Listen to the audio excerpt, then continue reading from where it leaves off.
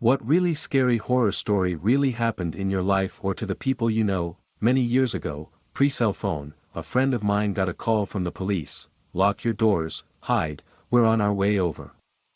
Her angry ex had hired someone to break into her house, make it look like a burglary gone bad, and kill her. Through a bizarre coincidence with equally bizarre timing, someone arrested for another unrelated drug charge offered a bigger fish if they let him walk. The bigger fish was that his buddy had been hired to kill her. By the time they validated the story and identified the people, they were able to determine that the hired killer was likely already on the way to her house. In the few minutes between the phone call and the police arriving, he had started breaking into the house. A long sequence of perfectly timed unlikely events was the only thing that stood between her and certain death. Second story, used to hang out in a field near some forests when I was younger. One time it was about midnight, one of my friends had recently had some love triangle type trouble and the other guy involved wanted to fight him quite bad. Somehow he found out where my friend liked to hang out and rounded up about 10 of his friends to come find him and I'm guessing beat the shit out of him. I unfortunately happened to be there too. We saw about 4 cars park up on the road near the field and about 10 guys get out. I'm guessing they saw one of our phone lights because next thing we know they shine what I can only describe as an industrial flashlight towards us. We just hear he's right fucking there. So we ran into the forest, at 12 at night in the pitch black. It started to pour with rain. For an hour we hid in bushes and crept around the forest avoiding them as light from their torches shone through the trees. At times they'd walk right past us but not able to see us because we were face down in the bushes and mud. LOL, I was the victim of a manhunt and it was terrifying. Got home at about 2 a.m. soaking and covered in mud. They never caught us though. All over a love triangle I wasn't bloody involved in. Third story, when I was a teenager I went to drive to a friend's house when it was dark and before I could exit our neighborhood 2 cars pulled in from the main street, each taking a lane and stopped, intentionally blocking the exit. I had come to a stop about 50 feet away just trying to figure out what was going on. After a few seconds they both accelerated in my direction. I threw it in reverse and did my best to back away, but I realized pretty quickly that 1, they would catch up to me, or 2, I was going to wreck my car and they would still catch up to me, so I went with option 1 and stopped on my own. They drove up and boxed me in against the curb. Both cars each had 4 adult men in them. The driver of the car next to me angrily shouted at me, both our windows were down, "Where's Caroline?" Confused I just said, "What?" With even more anger he asked about Caroline again. This time I just said, "Who?"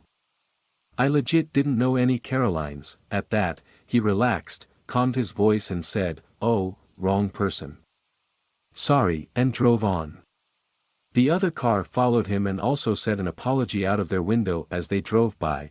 I was shaken up for a minute, but just drove on to my friends after that. It took me a few years to realize there was someone else in my neighborhood who drove the same make, model, and even color car as mine, and it was a relatively obscure type of car.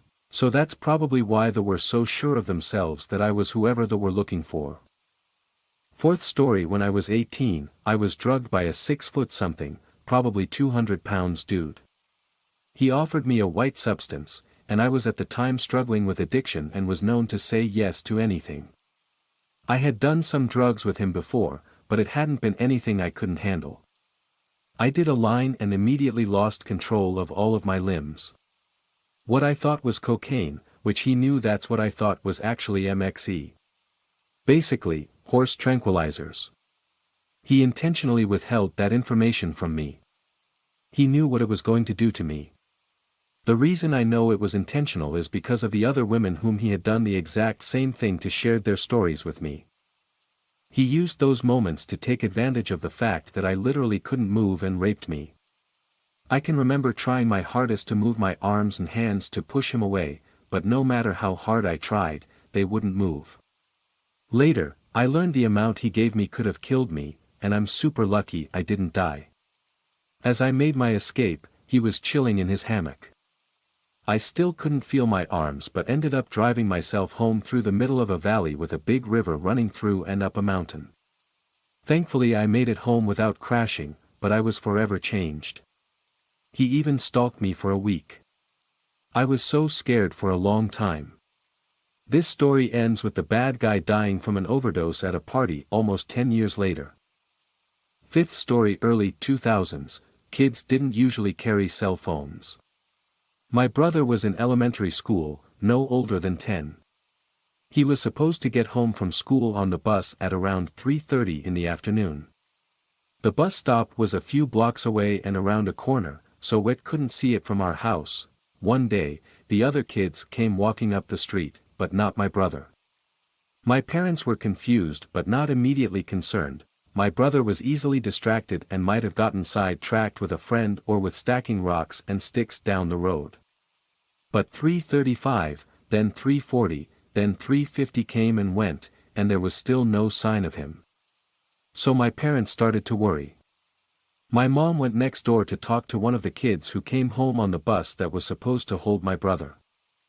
Meanwhile, my dad took his motorcycle down to the bus stop to see if he encountered my brother along the way. When they both got back, they reported, the kid said that they'd see my brother get on the bus but wasn't sitting with him and had been engaged in talking to other friends, so they couldn't say with certainty whether or not my brother got off the bus.